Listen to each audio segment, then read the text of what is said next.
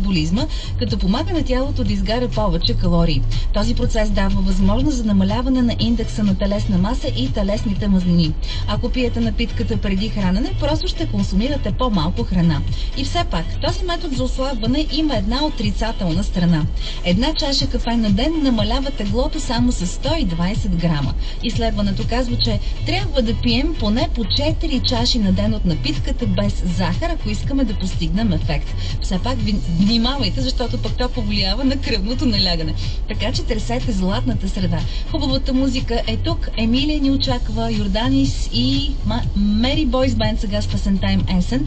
Да имате хубав следобед заедно с нас. 10 минути до 17 часа и новините с Росен.